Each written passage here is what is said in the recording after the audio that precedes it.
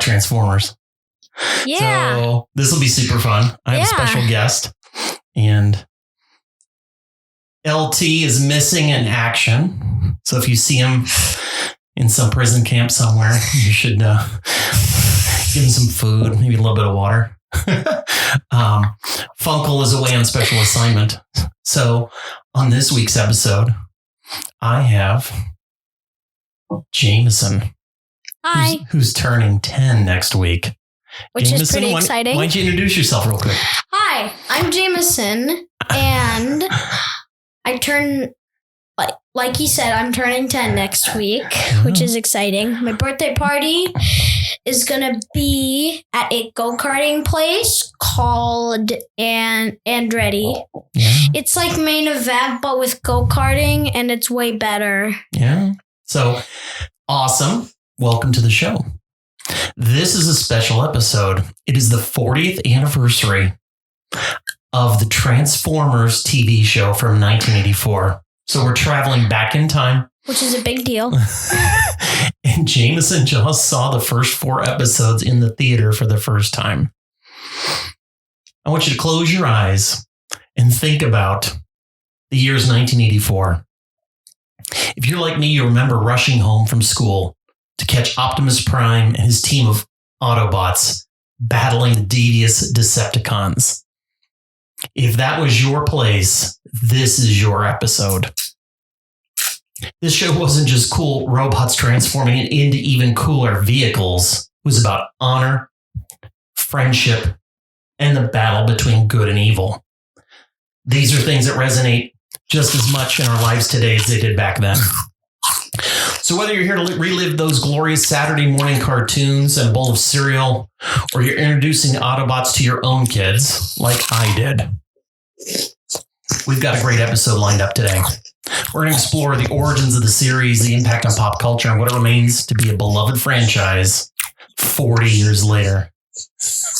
And Jameson's eating an apple. So if you hear sound effects, maybe wait on the apple. Awesome. All right. So I'm going to do a little bit of an intro on my experience with Transformers, and then Jameson's going to give us his perspective on it. So the very first time I watched Transformers was the cartoons way back in the day. And then I was cool enough to see the toys. And I even saw a vivid core memory for me when I was about Jameson's age was seeing the Optimus Prime toy, the original Hasbro toy at Cousin Paul's house out in Camillus, New York. That's a core memory. New York? Yeah, that's a story for another time. So then, obviously multiple TV shows and toys and all those things. And Video games. Well, that stuff comes later. I'm just talking about like everything that happened before that. So then we talk about the Michael Bay movies. And the Michael Bay movies started out amazing. The first one, I think, is still the best one.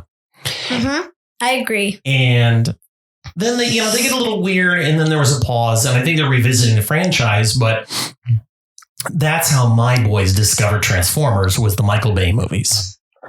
So then going back in time to watch the original cartoons has got to be kind of a cool experience. So it is. Jameson, why don't you tell us a little bit about your journey with Transformers? Okay, so first I want to talk about my first interaction with Transformers. So, like Dad told you, my first interaction with Transformers was not the cartoon; it was the movies. The first one I saw was Transformers from 2007, and I loved it.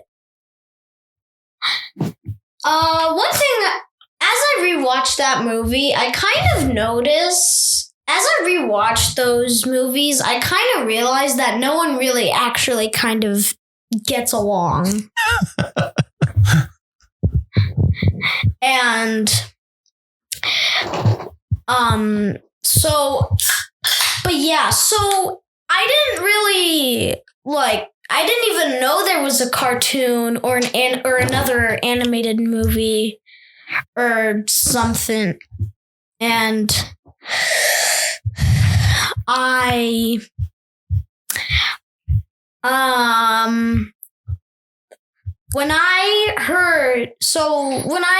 today when I watched the cartoon, I knew that there was a lot of differences that I noticed between the Michael Bay movies and the TV show. However, my first actual interaction with Generation 1 Transformers wasn't the TV show that I just saw today. It was actually the Bumblebee movie, which is a reboot. Wait, was that the first one you saw? No, you saw 2007 Transformers. Well, yeah, but that was first. But after I finished watching all those movies, Bumblebee came out way later in 2018, and I looked and I noticed the designs were a little different than the Michael Bay movies. And then I'm like, why are the designs so different? Like Optimus Prime looks different. Bumblebee looks mostly the same. Mm-hmm. Shockwave is purple for some reason. And I had never even heard of Soundwave at the time. And then I'm like, where is Megatron?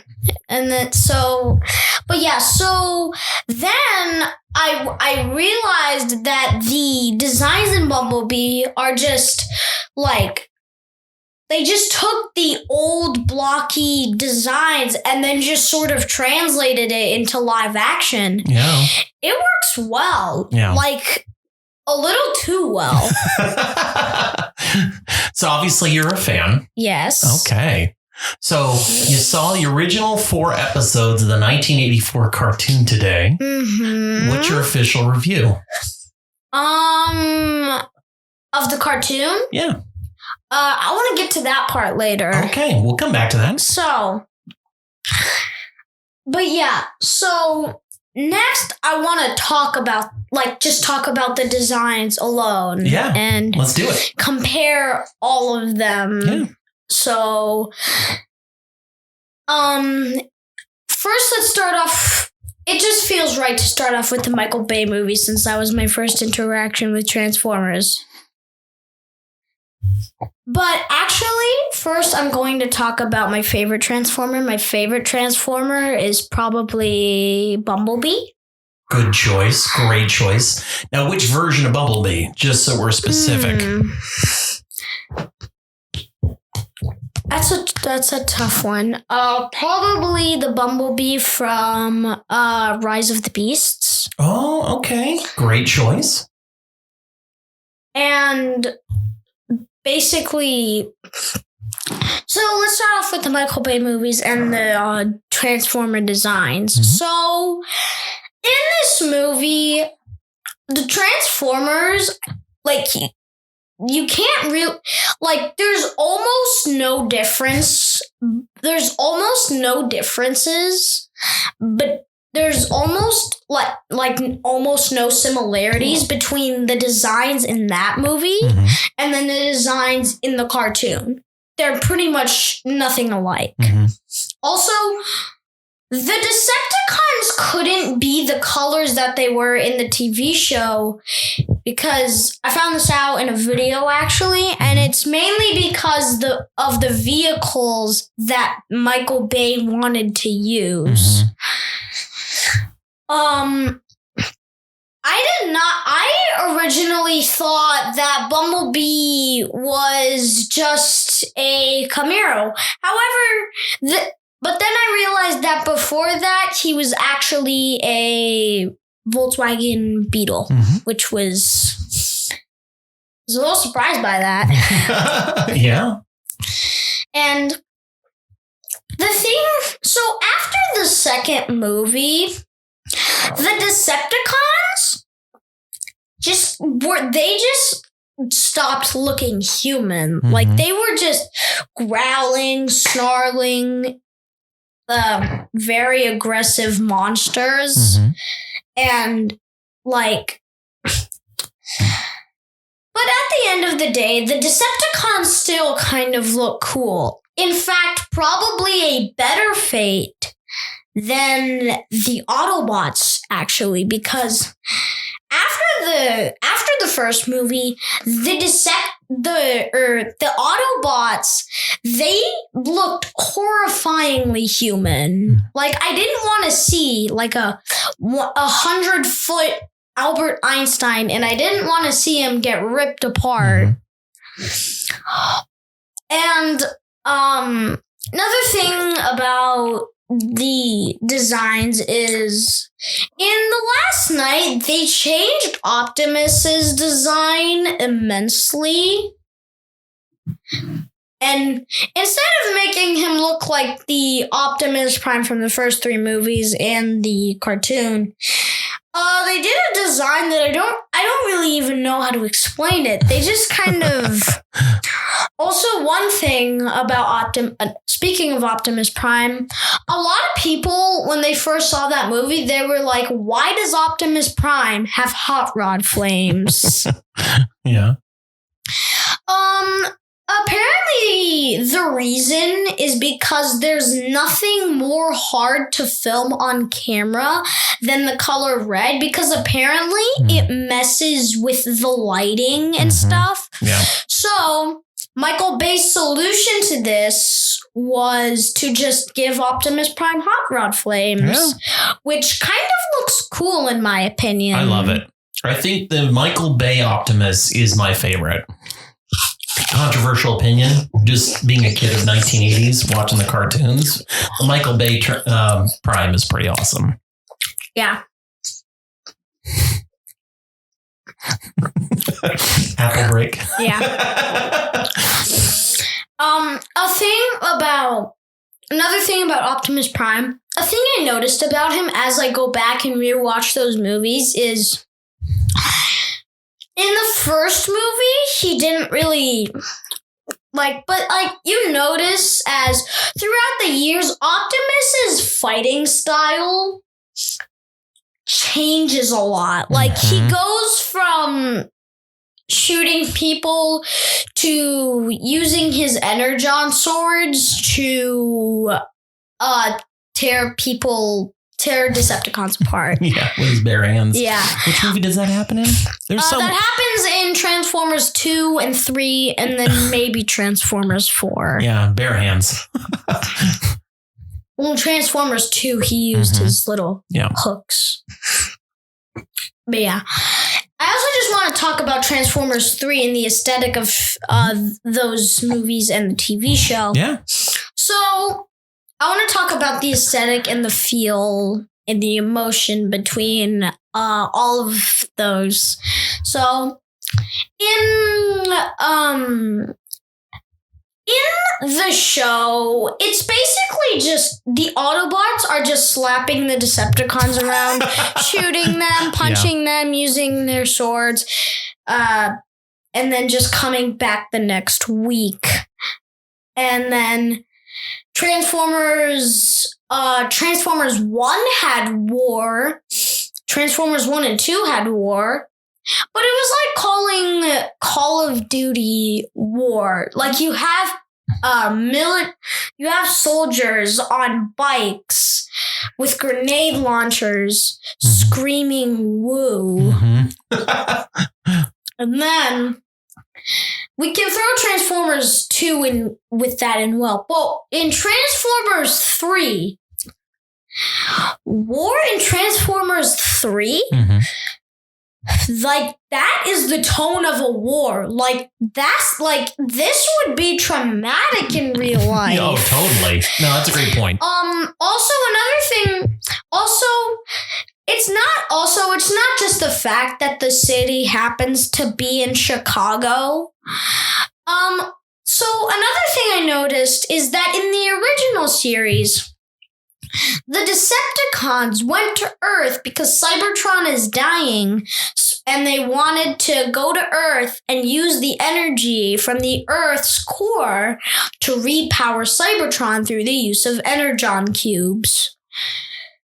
Also, but in Transformers 3 and Transformers 2 as well, I guess, the Decepticons are just like, hey, Why don't we just enslave humanity?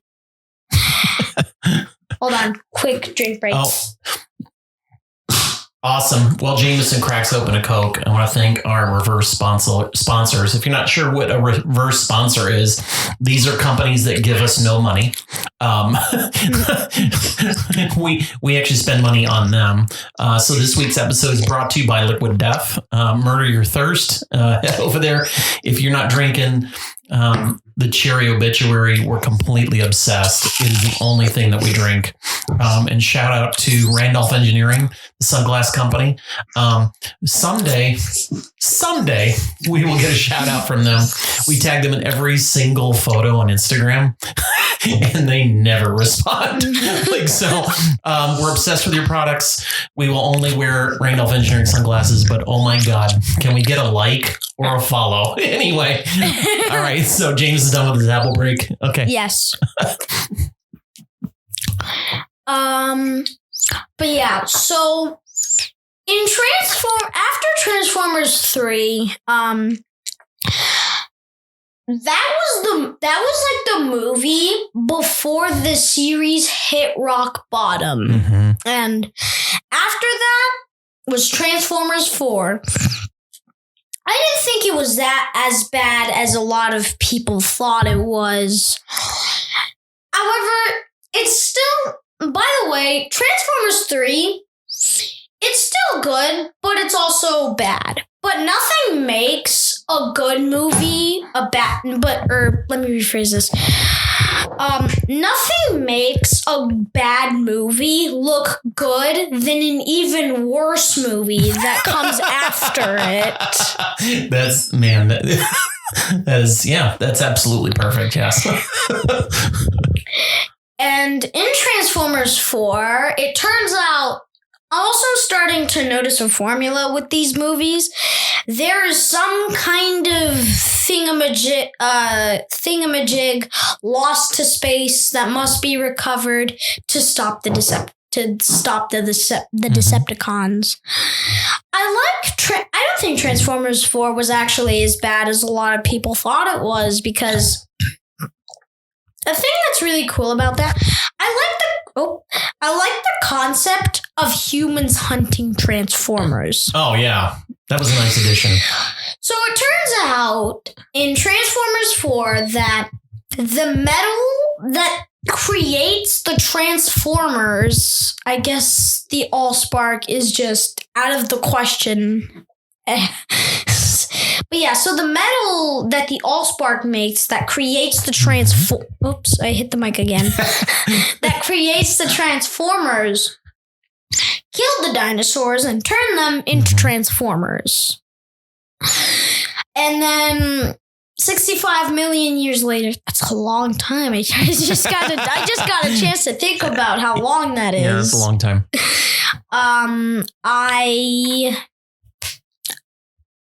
So then basically the Transformers are like, they are now outlawed everywhere and humans are hunting them, and humans are trying to recreate.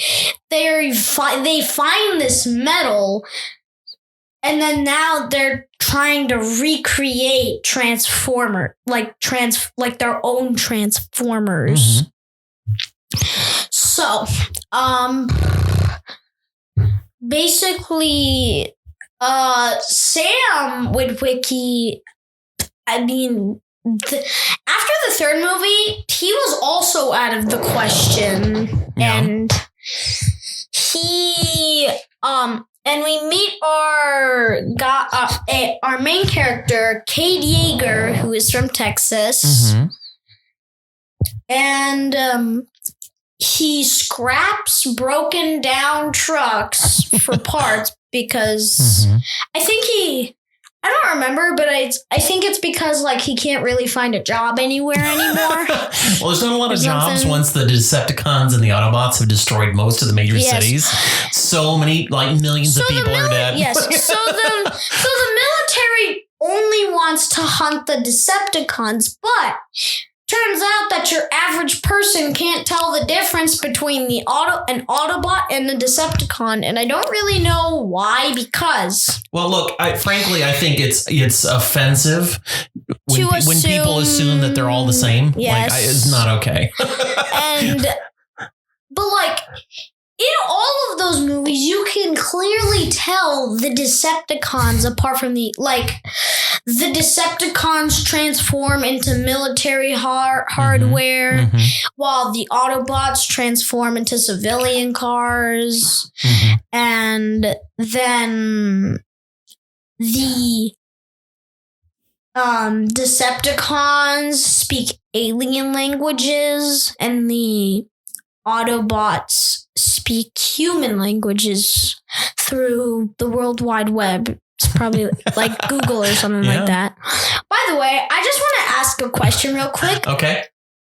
What if you were in Sam's shoes in Transformers 1? Like you're selling some old family heirloom and you just got a new car, and then suddenly your car transforms into a robot, and then the same robots fall from space, and then Optimus Prime asks you about your eBay account. Yeah, well, what would you even do, and what do you even do anymore? That's a great question. It's a great question. I don't have an eBay account, so, thankfully.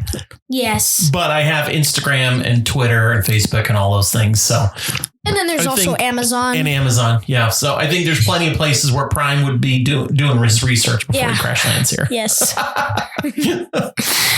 And back to the movies. But yeah, so then it took us. I like Lockdown. So the main villain isn't necessarily a Decepticon. It's so Cade finds a broken down and injured Optimus Prime who doesn't have an arm, and he's rusty, and as he's about to scrap him for parts, he's able to hotwire him back to life. Yeah. I don't know how that works. I mean, he's clearly a very talented mechanic, so that's awesome. And Cade says the classic line where he's like, I'm an inventor and stuff. And then turns out his daughter's I think it's like her friend, but not her boyfriend or something like that. He accidentally gives away his location to the military. Very stupid idea. Yeah, very irresponsible. Also, Lockdown is a pretty cool villain. He can transform into so he's not really an Autobot or a Decepticon. He's a mercenary for hire. And he can transform into a Lamborghini, and his face can transform into a gun. That's the most random sentence I've ever said. only Transformers. Yeah. And turns out his daughter's boyfriend used to be a race car driver, so they drive away.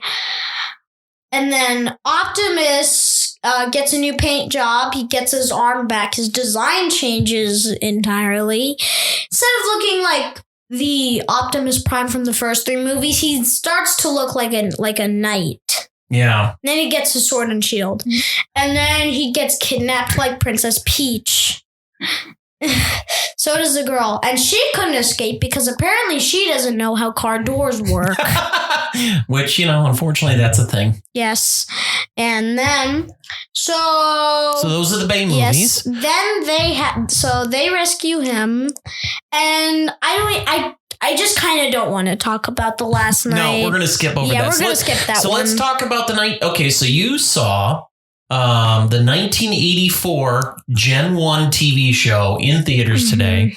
The first 4 episodes. What's your official review? Hold on. Apple break.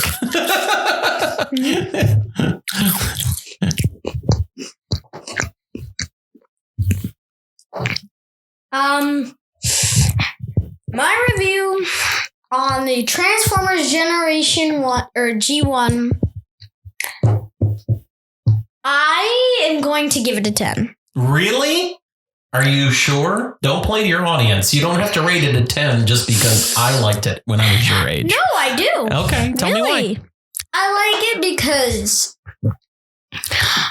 it just has that like old 80s Saturday morning cartoons vibe to it. Did you just call me old? No. No, it definitely has a cartoon feel to it, which, X-Men 97's obviously quite a few years after Transformers, but still has that animated feel to it. So do you like the animated stuff? I do like the animated TV series. Okay. I actually want to talk about the animated TV series. Let's do it. So, another thing that I noticed with the Gen 1, so here's a lot of stuff I actually didn't know about it. Okay. I didn't know that Bumblebee was a Volkswagen Beetle. I didn't know Bumblebee's face looked so different. Mm-hmm. I did not know Optimus Prime had a ion blaster instead of his arm cannon. Yeah. I did not know he had an Energon axe instead of an Energon sword. I did not know that Starscream was probably the best character. Oh, dang, that's true. He's also probably the funniest character. Yeah. Also, I did not know that Ironhide was originally red. Yeah. And it's just really good. Awesome. I like it. I also like how Megatron has this really big blaster attached to it. Megatron's pretty cool. Yeah. So let me ask you, I'm going to put you on the spot for a second. Okay, I'm ready. What have you learned from Transformers? All of it. The movies, the cartoons, all of it. Okay. What did you learn? I learned that it's not only about cars turning into robots or like good guys versus bad guys and epic battles and stuff. It's about teamwork. Yes. And the value of friendship. Good answer. Great answer. Anything else? I want to rank every movie from worst to best. I love it. Okay, now we're getting to the juicy stuff. Not every Michael Bay movie. Every live action Transformers movie. Period. Okay, go for it. From worst to best. Okay. Last is Transformers: The Last Night. Do I really need to explain it? I had high hopes, but yeah. We didn't quite get there. No. I would say Transformers Age of Extinction is probably next because I like the idea of humans hunting Transformers, and Lockdown was pretty cool. But it took us so long to get to the Dinobots. Yeah. However, Grimlock looked pretty cool. Yeah. Also, they didn't really execute that idea very well. I agree. I would say Transformers 2 is next because it's not the best, but it tried some new ideas and it reminds me a lot of the Universal Studios ride. Oh, yeah. In 3D. Which is a cool ride. Yes. We got to do it again because we have to go. We got thrown off in the middle of that ride. We did, didn't we? Yeah.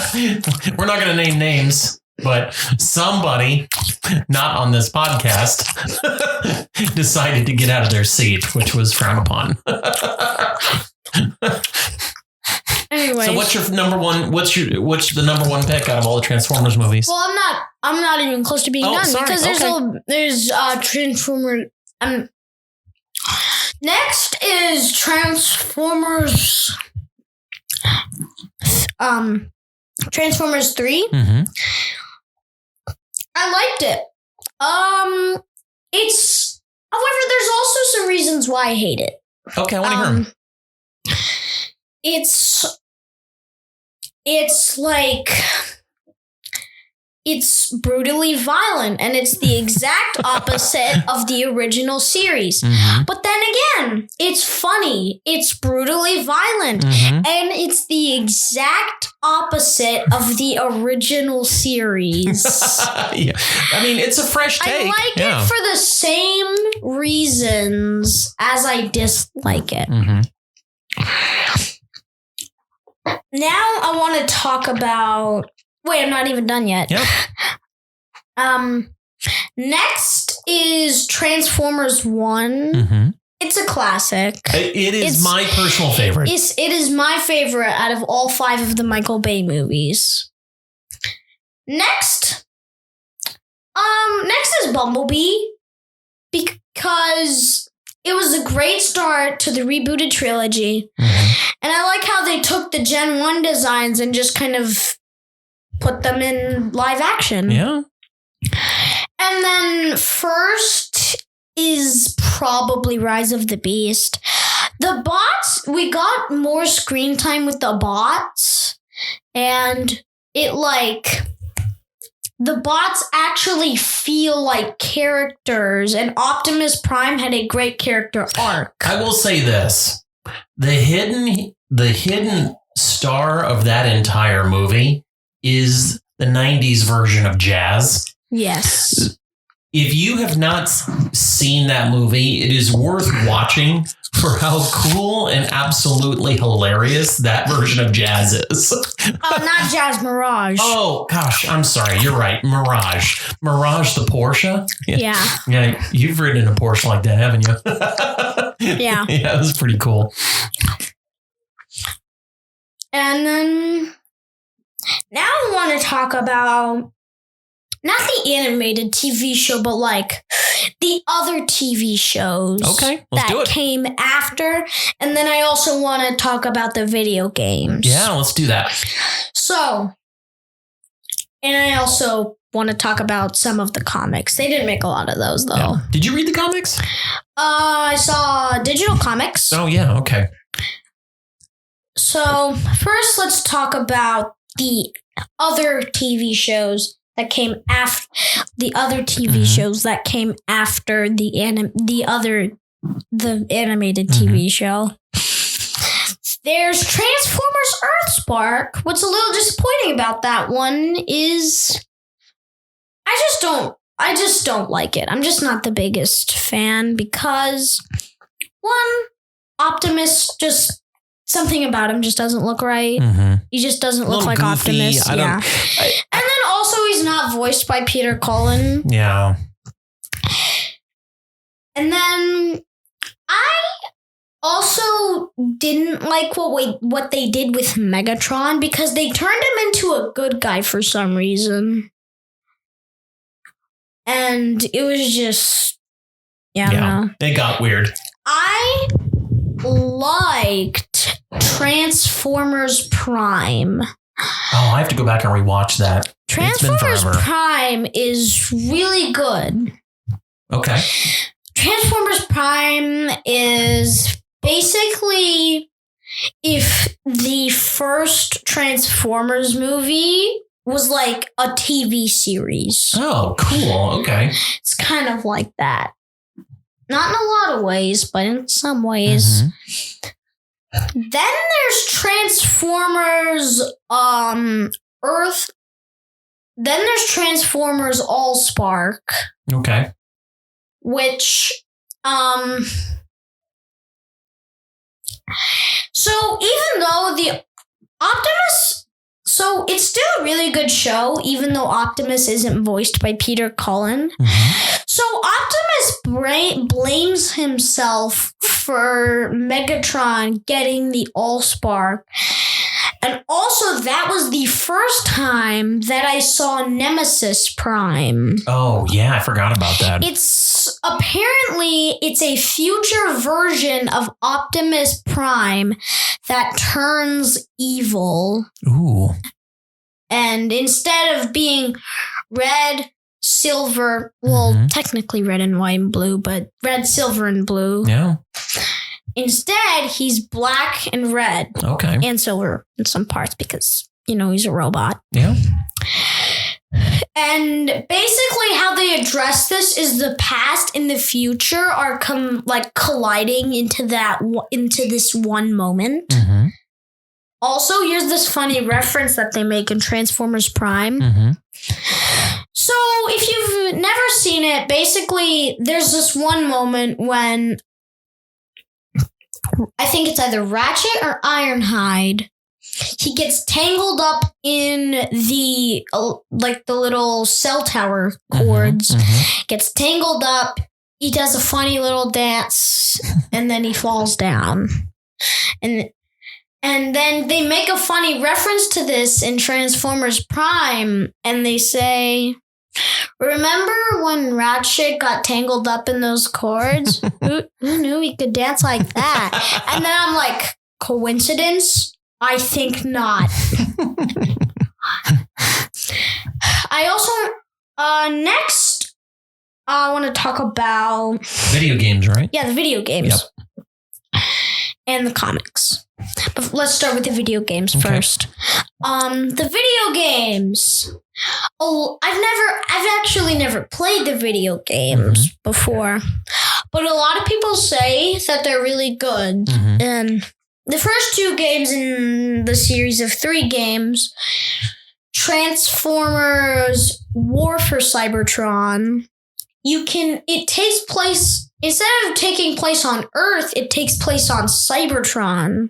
Oh, okay. Maybe I haven't. Okay, I got to go back and look at that one again. Anything that takes place on Cybertron, I'm obsessed with. Yes. It's a mixture of the live action designs and the Generation 1 designs, but not in the typical Bumblebee way where you take the Gen 1 designs and then just kind of put it into live action. Not like that kind of mixture. You take the Optimus Prime from the Bayverse and then you take the Generation 1 Transformers design. Well, not the Generation 1 Transformers design, and then you kind of throw them together, and then you get this kind of really cool looking Optimus Prime. Yeah. Still voiced by Peter Cullen. And Bumblebee. The GOAT. Shout out to Peter Cullen. Bumblebee looks basically the same. But his body, it kind of looks like the car that he transformed into on Cybertron in the Bumblebee movie. That's what it looks like. Then you get the option to play as an Autobot or a Decepticon, or you can even play as Grimlock. Cool. And there's a mechanic in the game where you can ride Grimlock. Okay. I gotta go back and look at that one again then. Yeah. Also, Grimlock, I've never seen the Gen 1 Grimlock, but I've seen pictures of it. And it basically just looks like if Grimlock was in the Bumblebee movie, basically. They just took the Gen 1 design and it was like, okay, here it is in live action. Then there was Fall of Cybertron. A lot of people were really nervous about this game. But that one got a lot of hype. Yeah, and then turned out being one of the best Transformers games ever, apparently. Yeah. This time you can only play as the Autobots, but it's not that big of an issue. Same mechanics, you can ride Grimlock. This time you can play as Grimlock. Yeah, that's worth it alone if you ask me. Yeah. Grimlock has some really cool abilities. So does Optimus Prime and Bumblebee. But then there's... Oh, gosh, I forgot about this. There's Rise of the Dark Spark. Oh, yeah, that one didn't get a lot of funding. Apparently, it's not... It was supposed to be canon to the first 2 games. But then they're the studio's like, it's not going to have a connection to the game, and instead it's going to have a connection to the movie. But even then, it doesn't have a connection to the movie. And instead of making Lockdown like the mercenary for hire that he is, he is a Decepticon in this game. I don't even think Megatron is in it. Also, it's just like the creators just grabbed a bunch of assets from the asset store and then just kind of scraped together what they could, making Rise of the Dark Spark. So any closing thoughts about Transformers? Oh, I'm not done yet. Oh. I have to talk about what did we miss? Transformers Devastation. Okay. And then we're going to talk about the comics really quickly. Ooh, okay. And then closing. Cool. So then there is probably a lot of people say it's like the best Transformers game out there. Apple break.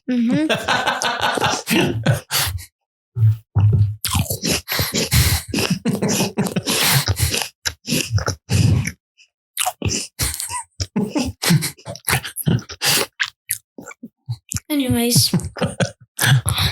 But yeah, so. Bless you. There we go. Sorry.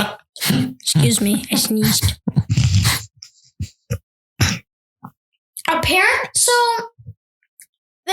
So everyone was planning. So the creators wanted to make a Transformers game, and then they're like, "But what should the story be? And what should the mechanics be?" And then someone said, "Hey, what if Transformers Generation 1 but Metal Gear Rising Revengeance?" Okay. And a lot of people say it is the best Transformers game, but you can't even buy it anymore. It sells for $1,000 on eBay. Oh, okay. So are the Cybertron games, except those are only $140, but that's still a lot of money to pay for a video game. However, a lot of people say if you do buy it, it is totally worth the money. And the mechanics, a lot of people say that it's pretty good, and that a lot of people rate it most of the time a 5-star review. And that's it for the Transformers games. Now I want to talk about the comics really quickly. Okay. And then I'm going to do some closing thoughts. Oh, okay, perfect. So the comics, there's a really cool comic about... So remember how in episode 1 of the original series, all of the Autobots crash land on Earth in the same ship? Yeah. And then one of the coolest scenes, yeah.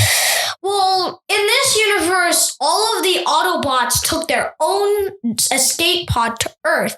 And in this case, when Optimus Prime crashed, he crashed far away from the other Autobots. And there's a whole comic about his first interactions with the humans and he learns about Earth. Okay. Then there's some other Transformers comics out there, one of which Optimus Prime shatters a freaking chest plate made out of a shattered star. Cool. Oh man, I didn't with remember his this. bare hands. All right, I got to go back and rewatch that one then. It's a comic. Oh, that's right. It's a comic. It's a digital comic. That's what I meant. Hold on, quick Hydration break. That's good. I can't really name a lot of other Transformer comics. So then should we do closing thoughts about Transformers? I think Transformers is a great movie series and TV series and has great comics and video games.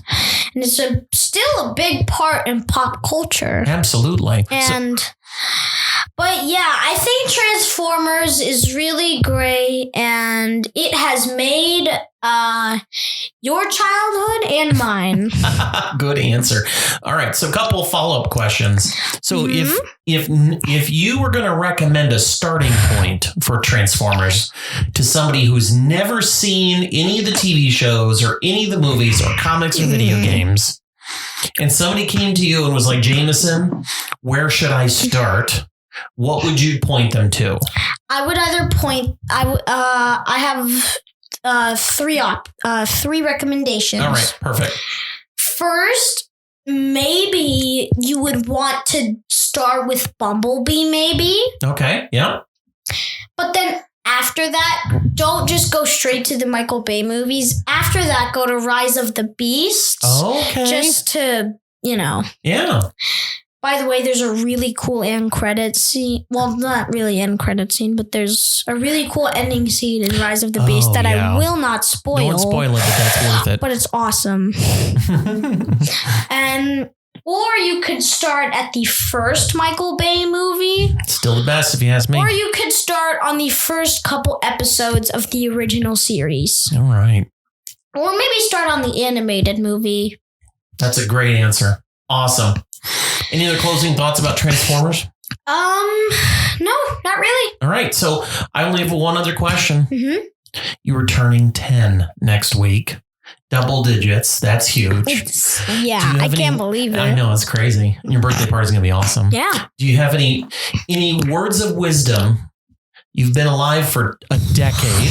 What do you have any wisdom you want to share?